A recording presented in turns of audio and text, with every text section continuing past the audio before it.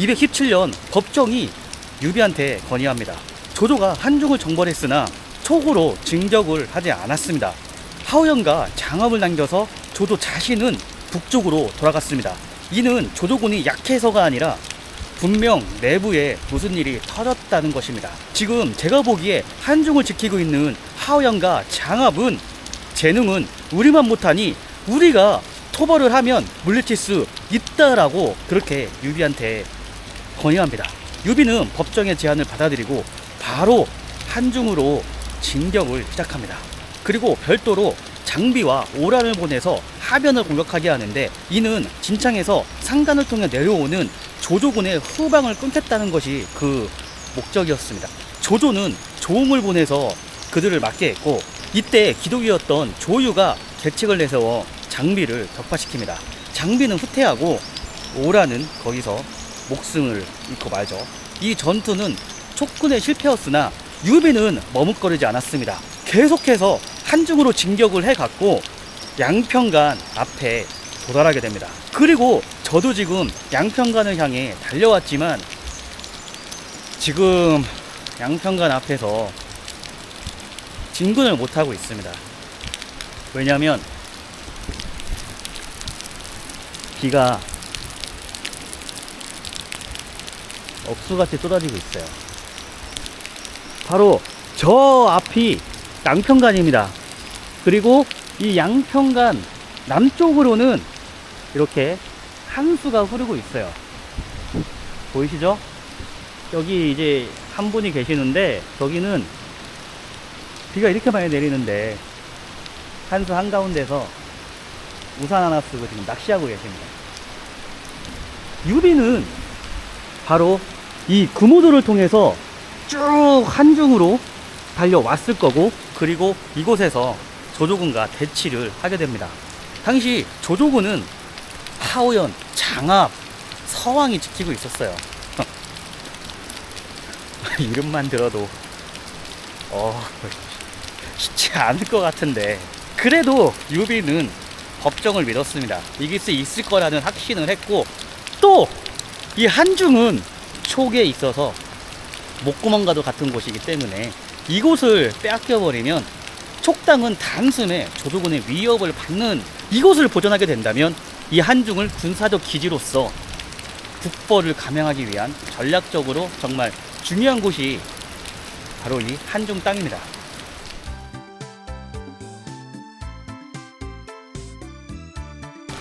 더는 기다릴 수가 없습니다.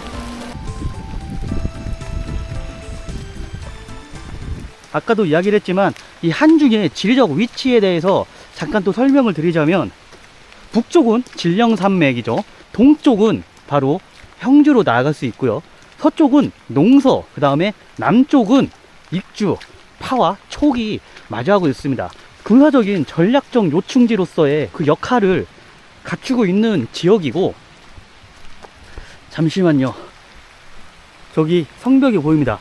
저게 바로 양평간입니다. 양평간의 성벽이 보이고요.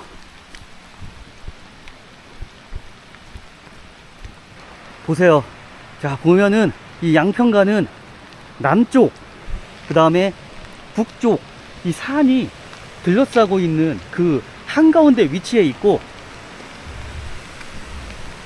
양평간 아래로는 이렇게 강이 흐르고 있습니다. 이 강은 진수인데 이게 바로 흘러서 저쪽에 한수와 만나요. 그러니까 진수와 한수가 만나는 그 경계에 바로 이 양평간이 위치해 있습니다. 조조는 바로 이 양평간에 도착했을 때 이런 말을 남겼습니다. 실제 와서 봐보니 전에 들었던 것보다는 확실히 다르다. 그러니까 조조는 장모 정벌 당시 말만 듣고 이 양평간 금방 뚫을 수 있겠다, 그렇게 생각을 하고 진격해 왔지만 실제 와서 봐보니 이 양평간의 험준함에 놀라 이곳을 점령하기랑 쉽지 않겠다라는 의미로 그런 말을 남기기도 했습니다. 다시 한중전투로 돌아와서 하우영과 장압은 바로 저 양평간을 지키고 있었고, 유비는 이 서쪽 방향에서 이렇게 한중으로 진격을 해왔다는 것을 볼 수가 있습니다. 그리고 보면 알겠지만 한중으로 진격해오는 이 길은 또 굉장히 좁아요. 양평간 밑으로는 강이 또 이렇게 흐르고 있고, 더 큰 문제점은 산으로 둘러싸여 있다는 거죠. 그렇기 때문에 이곳은 정말 난공불락의 요새 중 하나였다라고 그렇게 또 볼 수가 있습니다. 양평강 가까이 한번 가보도록 하겠습니다. 이쪽으로 쭉 들어가면 바로 면현이 나오고요. 저 앞에 장군이 한 명 있는데 누굴까? 이 양평강과 관련 있는 삼국지 인물로 보입니다. 이게 안 보여? 마초네요. 이 양평간 앞에는 마초 장군의 동상이 양평간을 지키고 있습니다.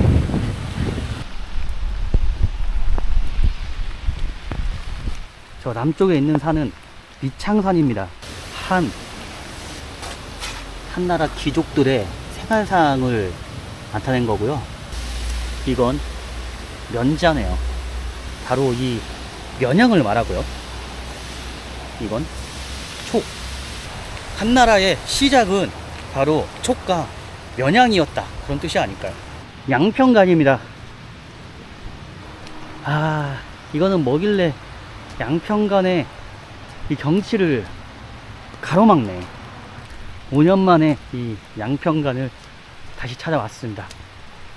이 웅장한 양평간의 성벽을 보십시오. 저 위에는 고 양평간이라고 쓰여 있고요. 양평간 유적. 전해지길 전한 한나라 초기 소화가 이것을 지었다. 그 옛날 유적의 길이는 5km, 현재 남아있는 것은 300m. 그 다음에 그 양평간은 역사상 진, 촉 간의 군사 전쟁과 이곳을 통과하는데 꼭 지나야 되는 교통의 중심지이자 한중 분지의 서북쪽의 입구다. 양평간의 성문은 바로 아래입니다. 일단 양평간 좀 보면은 정말 성벽 견고하네요. 물론 그때와는 다를 겁니다. 그래도 지금은 이렇게 벽돌이지만 이 안에는 판축이 또 깔려 있을 거예요. 제가 정말 삼국지 역사 속에 그 여러 성들을 진짜 많이 돌아다녔는데 이름에서 느껴지는 뭔가 그런 포스가 있어요. 그 양평간. 이제 성문 안으로 지금 들어왔습니다.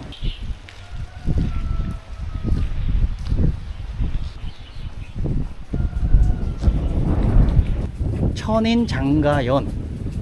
양평간에서 이런저런 축제를 또 하네요. 이것은 양평간의 모습입니다.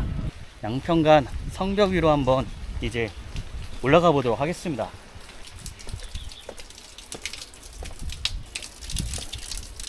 이 양평간에서 바라본 서쪽의 모습은 어떨까?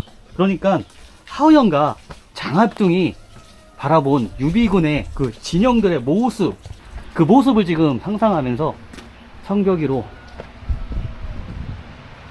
올라왔습니다.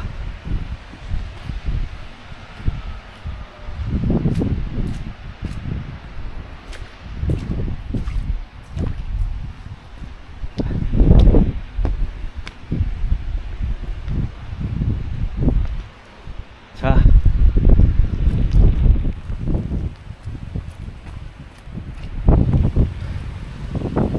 양평간에서 바라본 서쪽의 모습입니다. 이 앞에는 큰 산이 하나 가로막고 있는데 저 북쪽으로 바람 세게 부네. 북쪽으로도 이렇게 산이 줄비에 있죠. 저것은 진령산맥이라고 보시면 돼요. 조조가 이 한중으로 진격을 해올 때 진창을 통해서 산간을 넘어서 이렇게 들어왔습니다. 이쪽으로 들어왔고, 유비도 금우들을 통해서 저 앞쪽 방향에서 양평간으로 징적을 해왔을 거고요. 그리고 이 앞에 산 건너편은 주마령이라고 해서 옛날 그곳에 장로성이 있었다고 합니다. 그곳에 또 뭐 장로 관련된 그런 사당도 있었는데 현재는 뭐 불에 타버려서 없어져 버렸다고 해요. 이 앞에는 아까도 오면서 얘기를 했지만 이 강이 이 남쪽으로 흘러서 함수와 만나는 쪽에 있었기 때문에 저 좁은 곳에서 이 양평간을 공격하기란 절대 쉽지 않았을 거예요. 그렇기 때문에 유비군과 조조군은 바로 이 양평간을 사이에 두고 1년간 대치 상태에 들어갔습니다. 유비는 이 양평간을 뚫기 위해서 정말 여러가지 전략을 시도했습니다. 기습작전을 노려서 이 장합을 공격했지만 장합에게 패배하기도 했고, 유비는 진식을 저 북쪽에 마명각으로 보내서 조조군의 내외 소식을 끊기 위해서 진식을 보냈는데 그것도 서왕한테 패배하고 맙니다. 그 소식을 들은 조조는 또 서왕에게 굉장히 훌륭하다는 그런 칭찬을 하기도 했습니다. 결국 이런 대치 상태가 계속 길어지자 조조가 직접 군대를 이끌고 장안으로 출발합니다. 그렇게 계속해서 유비와 조조군의 대치 상태는 계속 길어질 수밖에 없었습니다. 상황이 이렇게 되자 유비도 조급해지기 시작했어요. 결국 성도를 지키고 있는 제갈량에게 군사 지원을 요청합니다. 성도에서 그 소식을 받은 제갈량은 이 익주 전문가 양홍에게 자문을 구하게 되는데, 지금 모든 백성들이 그 한중 전투에 동원돼서 남자들은 뭐 싸우고 있고 여자들은 물자를 나누고 있습니다. 무엇을 더 주저하십니까? 라는 의견을 내세웠고, 그에 즉시 제갈량은 또 군대를 이곳 한중으로 보내게 됩니다. 자, 이렇게 병력의 지원을 받게 된 유비, 과연 이 한중 전투를 승리로 이끌기 위해서 어떤 선택을 하게 될까요? 일단 이 양평간의 남쪽으로 한번 가보도록 하겠습니다. 이 양평간의 남쪽은 바로 미창산이라고 해서 완전 보세요, 이곳을 들어싸고 있는 그런 형세를 갖추고 있습니다. 양평간 남쪽으로 왔고요. 양평간 남쪽에서 보이는 저 한수입니다. 유비는 이곳에서의 그 불리했던 상황을 단숨에 역전시키기 위한 그 전략으로 바로 저 앞에 보이는 저 한수를 건너는 방법을 선택했습니다. 그리고 저 한수를 건넌 유비는 저 산을 돌아서, 지금은 보이진 않지만 저 산 건너편에 있는 정근산을 점령하게 됩니다. 그리고 정근산에서 바로 이곳 양평간과 한중의 상황을 단숨에 파악을 해버렸고, 불리했던 상황을 한순간에 역전해버리는 그런 기발한 전략을 선택을 하게 됩니다. 지금 양평간에서 바라본 남쪽인데 여기서는 정근산이 안 보여요. 이 봉우리가 계속 여러 개 있는데 정근산은 저 더 건너편에 있습니다. 자, 이제 한중 전투의 하이라이트라고 할 수 있는 바로 정근산은 현재 어떤 모습이고, 또 유비는 그곳에서 어떤 전략을 펼쳤는지 지금 정근산으로 가보도록 하겠습니다. 양평간 한가운데는 분홍색 연꽃이 이렇게 하나 자리 잡고 있습니다. 성황묘.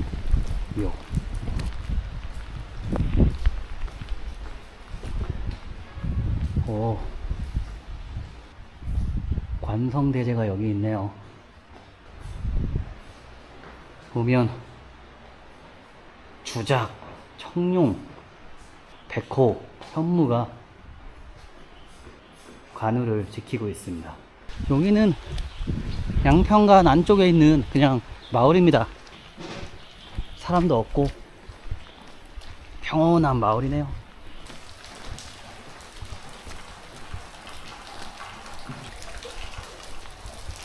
무후입니다, 무후. 각종 삼국지의 그림들. 사실 이거는 예전에 양평간 왔었던 영상에서도 담은 적이 있기 때문에 다마이 눈물을 흘리며 마속을 베는 거네요. 무장원에서 임종을 앞둔 제갈량의 모습. 이연이 아닐까? 맞네요. 이거는 마대가 위연을 베고 있는 그 그림입니다. 아, 사마씨가 조상을 벤 그림이구나. 진나라가 천하를 통일하고 묶여있는 장면. 유선입니다. 지혜로서 진창을 얻다. 제갈량은 진창을 얻지 못했는데 양평간, 참 이렇게 사람들이 와약지걸 이렇게 북적북적했을 이 양평간이 현재는 그냥 밖에 사람 하나 없는 그런 곳으로 지금 되어 있습니다. 비가 계속 오니까 쌀쌀해지네. 老板这个有雨衣吗？雨衣哦有，哦哦，我买一下。你是要这种这是好的吧？这个颜色，这个颜色？这个颜色不错。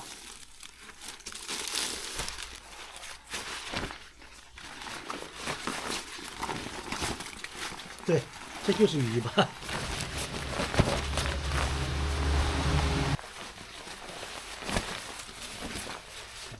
이거 저기 사람들이 오토바이 탈 때 입는 그런 거 같은데. 괜찮아. 老板还有个开水吗？你要开水哈？这是我要买开水，然后方便面要吃。啊，我给你烧一杯吧。谢谢。那开水还有这样这个多少钱？开水不要钱。哈哈。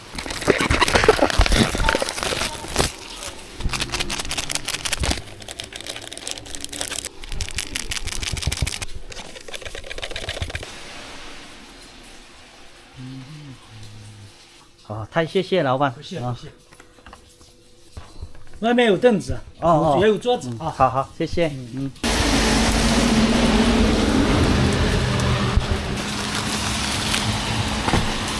딸기가 뭐였어?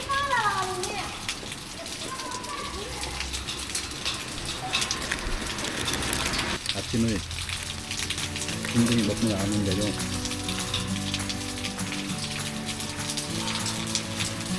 배가 없습니다.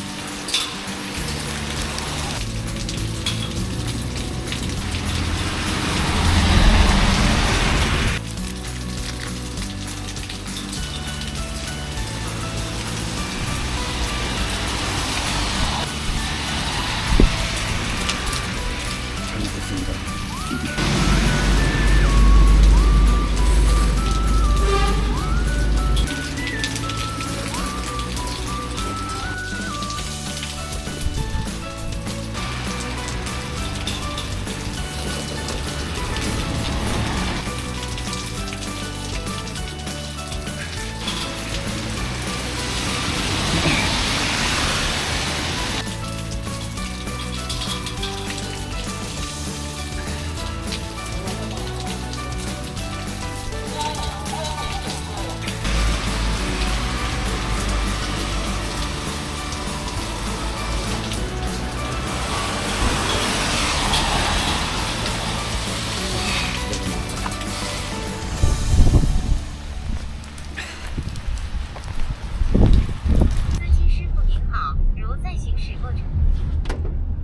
这个爬山多长时间？爬山哦，今天下雨，你咋爬山呢？没关系的。爬山那山高嘞。就那个山。 정군산에 도착했습니다. 여기 정군산이라고 쓰여 있고요. 여기 보면 비기 219년 초 유비는 군사를 이끌고 여기 면양을 공격을 했다. 북쪽한의 노장, 항충이 조유의 대장 하우연을 여기 정군산 아래에서 위군을 대파시켰다. 그리고 역사에서는 그것을 정군산 전투라고 이렇게 부르고 있다. 같은 연도 가을 유비는 한중을 손에 얻었다. 여기는 뚜렷이 쓰여져 있습니다. 정군산. 바로 정군산이고요. 자, 이거는 정군산 안내판입니다. 제가 지금 서문에 있고,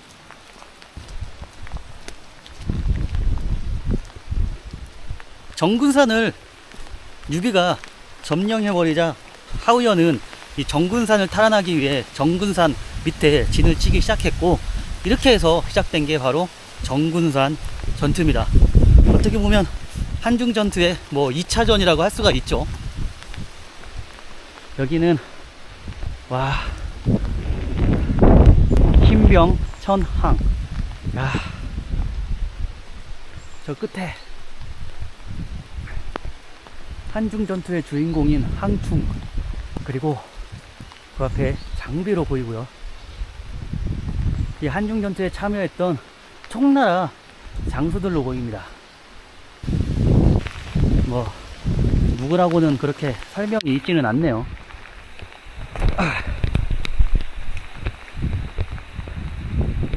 와, 이 정군산도 굉장히 험하구나. 저 위쪽 와서 보니까 이곳에 진을 치면 이곳을 빼앗기란 절대 쉽지 않았을 거라는 생각은 듭니다. 그리고 이 정군산은 그렇게 높지가 않은 산입니다. 한 해발 400m 정도 되고요. 삼국지 책을 읽다 보면 진짜 가보고 싶었던 곳이 양평강과 정군산이었어요. 이 정군산에 올라서 한중 양평간 쪽을 진짜 한번 살펴보고 싶었어요. 도대체 어떤 모습일지. 생각지도 못하게 비가 와서 쉽지는 않은 상황이긴 하지만 왔을 때 하자는 주의이기 때문에 올라가 보도록 하겠습니다.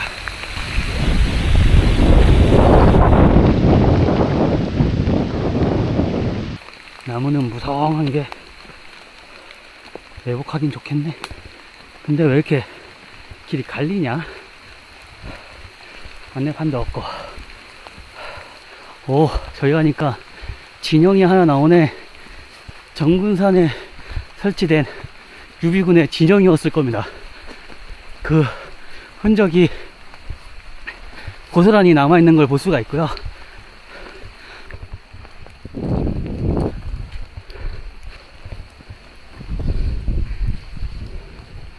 아마 이곳에서 유비와 황충, 또 뭐 장비, 법정, 이 정군전투에 참여했던 수많은 장수들이 작전 회의를 했을 겁니다.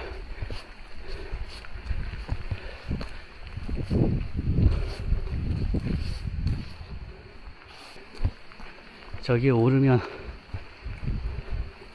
한중의 모습이 잘 보일래나?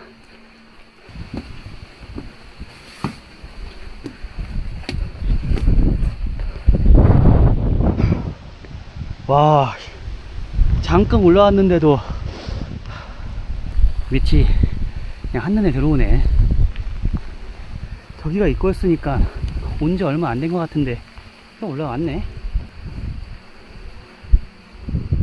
보세요, 이런 암벽들. 지금 나무에 이렇게 가려져 있지만 보이지 않는 암벽들이 진짜 많아요.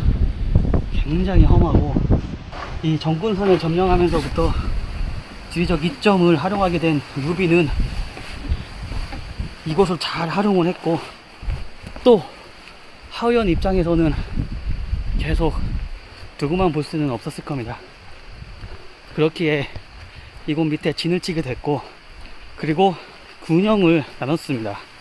장압을 동쪽에 배치했고 하우연은 남쪽에 진영을 갖추었습니다. 이 하우연이 왜 군사를 두 개로 나눴을까? 또 장압을 동쪽으로 배치한 이유에 대해서는 제 생각에는 이 군량선을 정확하게 확보하기 위한 그 위치가 아니었을까 싶어요. 뭐 다들 알다시피 전투에서 가장 필요한 게 군량 확보인데, 한중 전투에서 유비군은 계속해서 군량을 노렸고, 또 그 군량은 한수를 통해서 이 남정, 그러니까 치소죠. 한중군 치소에서 이 양평간 쪽으로 이렇게 운송이 되고 있었습니다. 그리고 또 군량 보급지가 천탕산이었어요. 천탕산은 이 한중 북쪽에 있는 그 산입니다. 그것이 조조군의 군량 보급 기지였고, 장압이 정군산의 동쪽을 확보함으로써 이 한수로부터의 군량을 더욱 원활히 보급하기 위한 목적이 아니었을까, 그렇게 생각을 하고요. 이 정군산에서 그러한 움직임을 계속 볼 수 있었던, 주시할 수 있었던 유비군은 이 정군산 점령은 기가 막힌 작전 중 하나였다라고 볼 수 있는 거죠.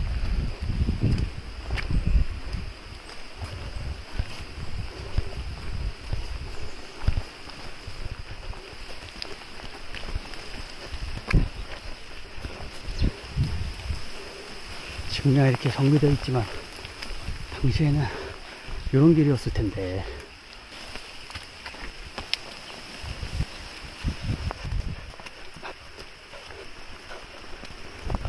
뭐 아시는 분은 아실 거예요. 사실 제가 시즌 1 때 여기 양평간에 왔었고, 또 정군산 밑에 왔다가 일정이 안 돼서 돌아갔던 적이 있습니다. 오늘 이렇게 비가 오더라도 안 올라가고 떠나버리면 계속 생각나요. 오늘 왔기 때문에 정군산 꼭 오르고 갑니다. 여기 정자가 하나 보이는데,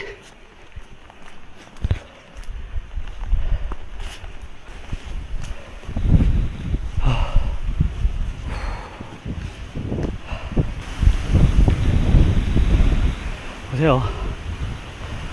가운데가 뻥 뚫려 있고 양쪽에 이렇게 산이 우거져 있잖아요.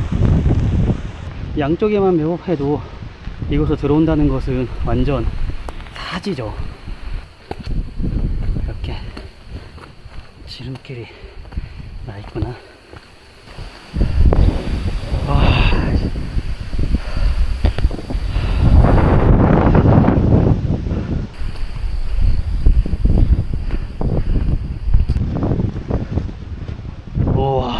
와, 이렇게 산이 탁 트였네. 보이시죠? 제가 여기로 들어왔고, 이쪽으로 쭉 가면은 바로 서쪽 양평간 방향입니다. 유비가 한수를 건너서 진짜 이 정군산을 점령을 한 것은 진짜 신의 한 수였어요. 와.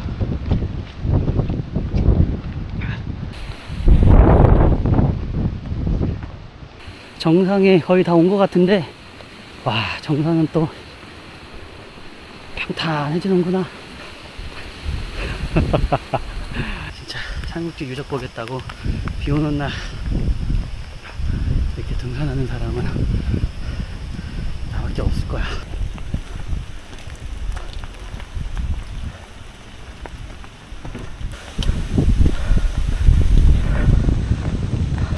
유비가 정군산을 점령했을 때 조조도 이제 장안에 도착해서 한중으로 올 계획이었습니다.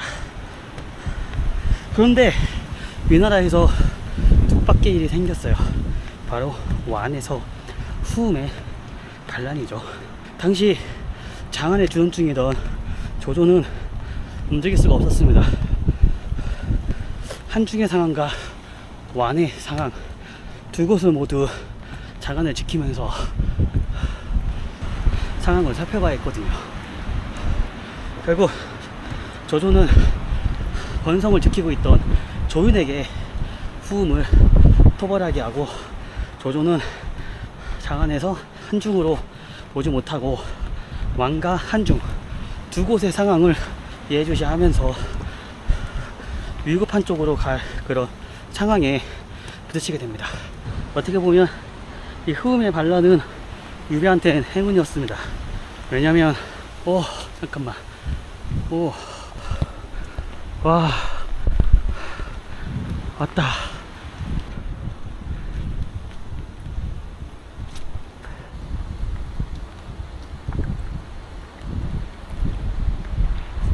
정근산에 여기 오면은 경치가 다 보일 줄 알았는데 아까 오던 길에 그 경치가 최상이었네요. 여기서는 나무에 가려서 아무것도 지금 보이지가 않습니다.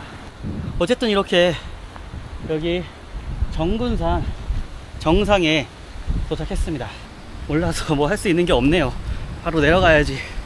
이게 또 이런 전투가 일어났던 현장에 이렇게 혼자 오니까 기분이 무시시하네요. 정근산 이야기를 계속 하자면 하우연은 이곳 정근산을 포기하고 동쪽은 장압이 지키고 남쪽은 하우연이 지키게 됩니다. 유비군은 장압을 공격을 또 하게 됩니다. 그때 장압은 패하면서 또 위기에 또 빠지게 돼요. 근데 총사령관 또 하우연이 또 어떻게 하겠습니까? 부하가 위기에 빠졌는데 하우연은 자신의 부하를 일부 떼서 장압을 또 돕게 하고 자신은 경무장한 그런 병사들을 데리고 진영을 지키게 됐습니다. 그때 또 유비는 하우연 진영에 또 불을 질렀어요. 이 정근산에 고지대를 또 지키고 있었기 때문에 하우연군의 그 상황을 수시로 파악을 할 수가 있었습니다. 그렇기 때문에 유비는 그에 맞춰서 능동적으로 대처를 할 수 있었고 하우연은 불을 끄고 진영을 수리하기 위해 나섰다가 이 정근산 위에서 지켜보고 있던 법정이 지금이 공격할 때라고 이야기를 했고 그때 항충이 군을 이끌고 내려가서 하우연의 목을 베어버리죠. 이렇게 정근산 전투의 승자는 유비군이었습니다. 하우연이 목숨을 잃게 되자 조조는 더 장안에 머무를 수가 없었습니다. 바로 군대를 이끌고 한중으로 진격을 해왔고 그 소식을 들은 유비는 이런 이야기를 하죠. 조조가 이곳에 오더라도 할 수 있는 것은 아무것도 없을 거다. 나는 반드시 이 한중을 지켜낼 것이다. 참 진짜 이런 삼국지의 스토리가 너무 재밌는 게 유비는 진짜 조조만 보면 도망 다니는 그런 신세였건만 정말 유비가 군주로서 최고의 카리스마 넘치는 그런 모습을 보인 전투, 바로 최고의 전성기라고 할 수 있는 그 전투가 바로 이 한중 전투였습니다. 참 재밌죠. 이렇게 해서 또 한중을 사이에 두고 유비와 조조의 마지막 3차전이 벌어지게 됩니다. 자, 이제 정근산 밑에 내려왔는데 이곳은 음마지라고 해서 말에 물을 먹이는 곳이었다고 합니다. 보면은 말 동상이 수없이 이렇게 보이시죠?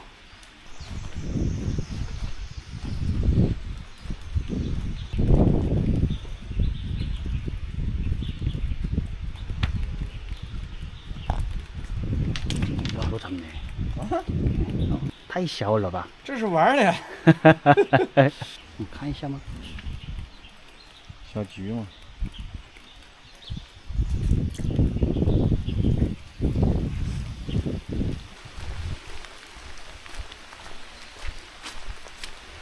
아, 제갈정이구나. 뭔가 있는데 이곳에 제갈정이라는 우물이 또 있다고 했어요.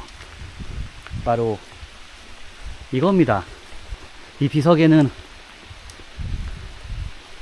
한, 제갈, 무후, 정 이렇게 쓰여져 있습니다. 저곳은 독군대. 장군이 여기 있었겠죠. 그리고 이곳에는 또 병사들이 있을 만한 충분한 공간이 있네요.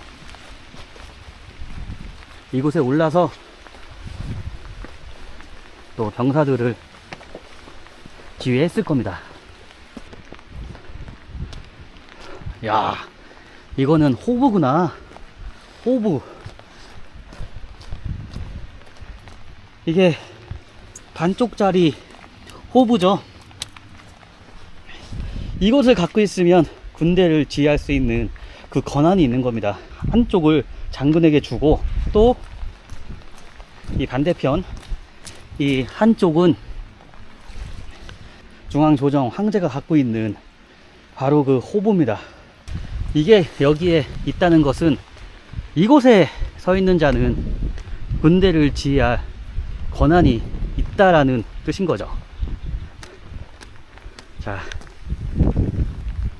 제가 몰랐습니다. 여기는 정군산의 동문인데 완전 그냥 폐허네요, 폐허.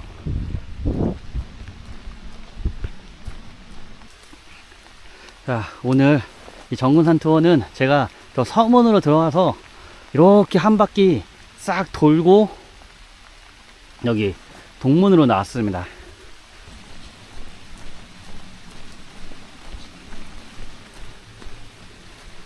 야, 보세요. 정군산 고전장 유적. 이미 투어는 다 하고 왔지만 그래도 보긴 봐야겠죠.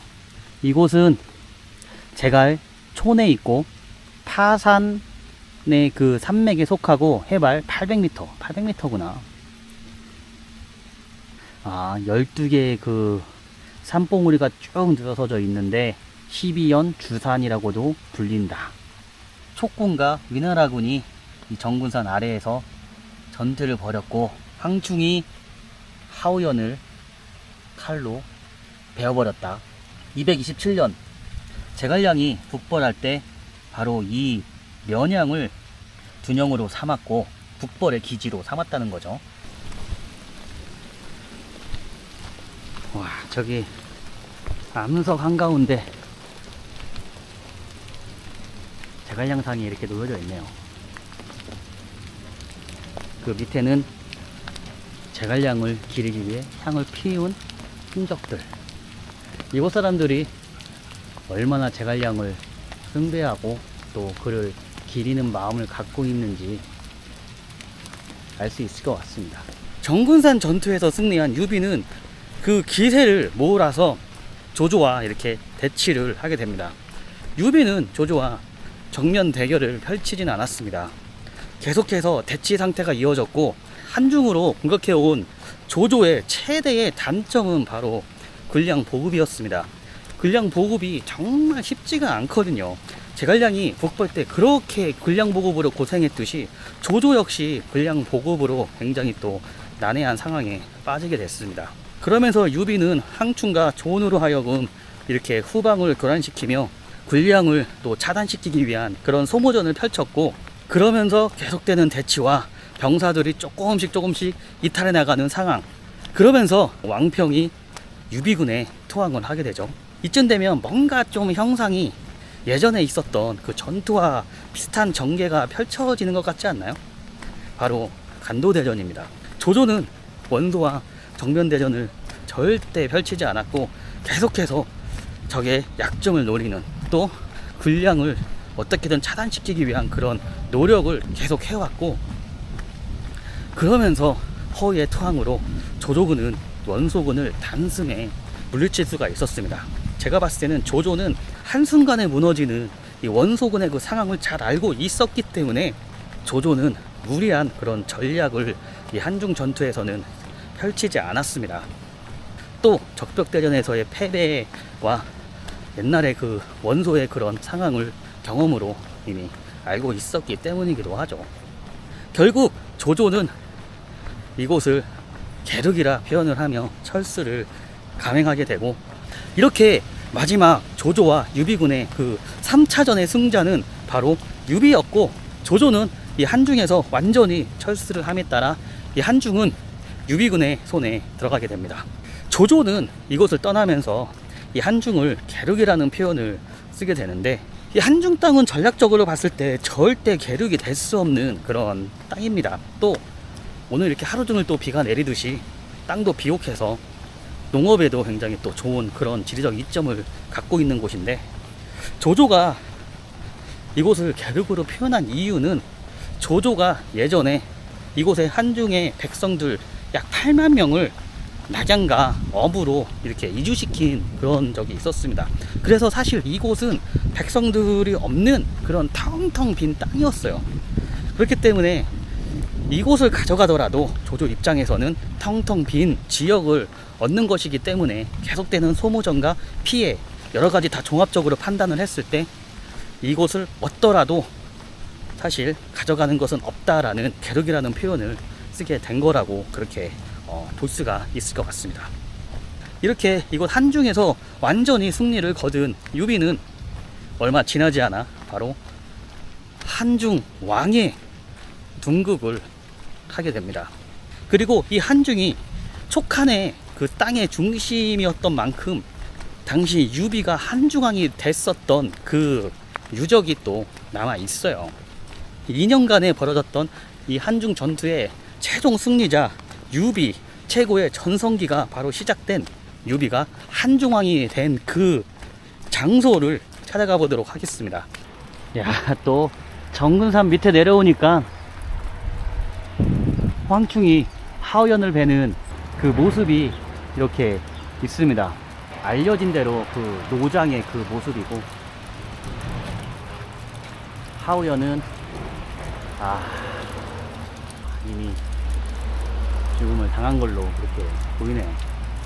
이거는 정근산 아래서 바라본 정근산의 모습입니다. 유비군의 진영은 바로 이곳을 다 완전히 점령하고 이 밑에 있었을 하우연의 그 군대를 계속해서 주시했을 겁니다.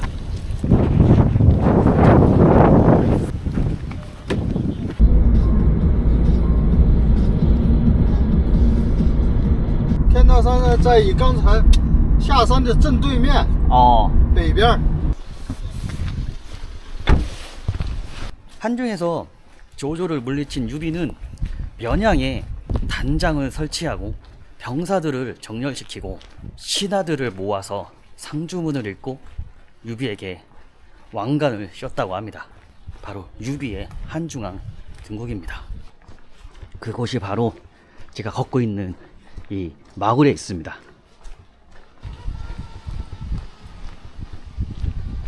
여기네요. 문을 닫았네.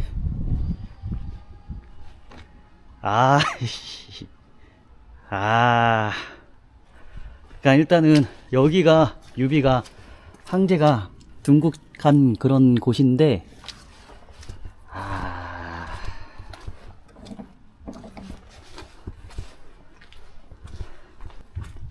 유비 칭 한중왕 설단처.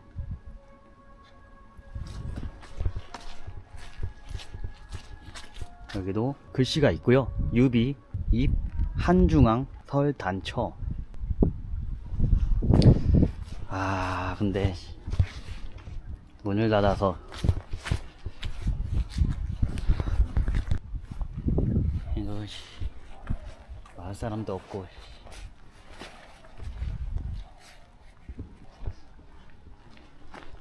여기도 유비 설단 유적.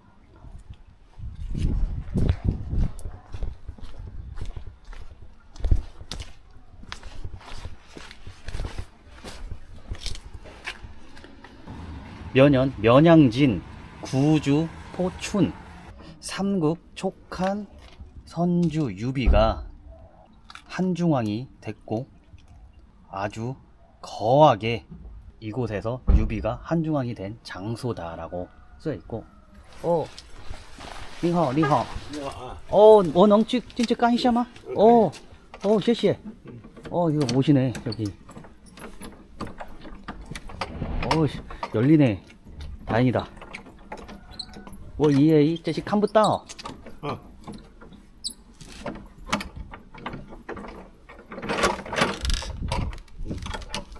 열렸습니다. 응. 유비가 한중왕이 된 그 장소. 你是韩国人吗？日本的？ 한국어는. 韩国人啊。好，你看吧。하, 谢谢. 음. 야, 잠깐 여기 됐습니다. 들어왔고, 자, 여기 보면은 先祖初为汉中王，刘备在这里设坛的地方，听得懂吧？ 등거동. 这个1800年以前，刘备在定军山之战，定军山之战你知道吧？对，我知道。我就是那个定军山之战打赢以后，给汉献帝奏表，他要称王，然后汉献帝给他批了，说可以称，就称了汉中王，在我们这里祭的天，搞的仪式，啊，就这样，这个。好，谢谢，我看一下吧。你看你看太感谢您的介绍。没事，我们一会儿有一个，也是一个有来参观的。啊，看吧。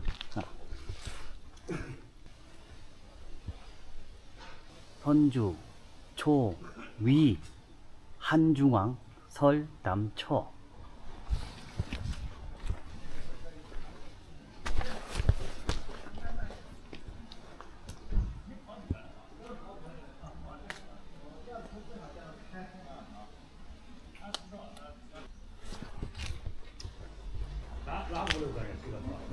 어, 你好，你好。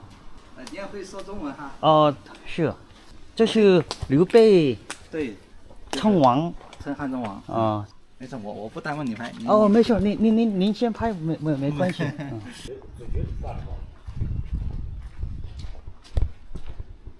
이 안에는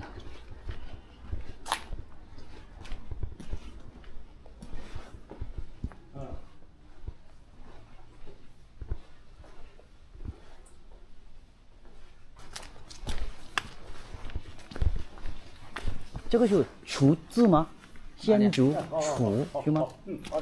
楚为汉中王，设坛楚是吗？对对，楚是吗？一声初，初最初的初啊，就是最开始的意思。哦，下榜。初为就是繁体的为。好，谢谢。你拍完了还是？你是是在中国居住还是？这里驴友的来看，从韩国过来。对，喜欢三国。你中文还挺好啊。啊，谢谢。我陪你说几句话，因为我是拍那种小说，可以。你可以说一下什么感想之类的。啊，你也是这个派来的是吗？专门啊。但我不是什么大的那种啊，我就是自己拍日记这种感觉的，就是有小众的一个三国文化。今天过来要看这个。有微信更好。哎，您是这是小胡是吗？对啊。啊，您是小胡。这是抖音，我是你的粉丝。是这个我有印象，我有印象。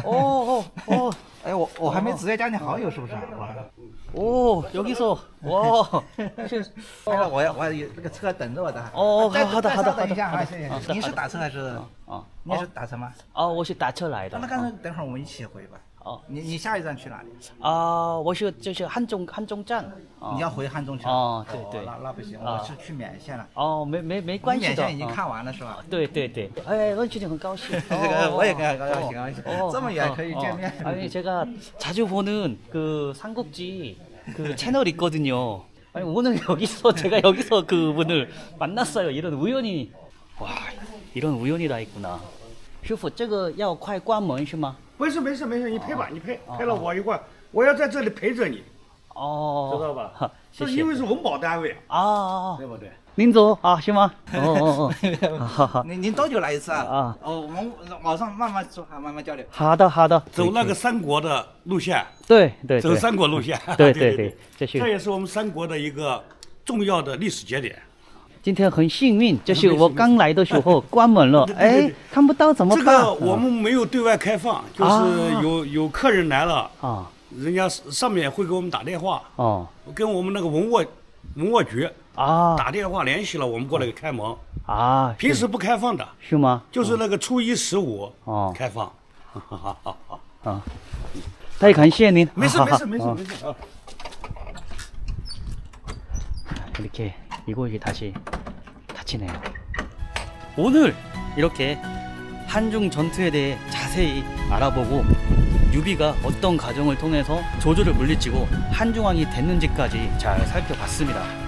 그리고 우연찮게 제가 즐겨보는 삼국지 기행을 하시는 중국분을 여기서 또 만나 뵙게 돼서 제가 그분 영상도 많이 참고하거든요.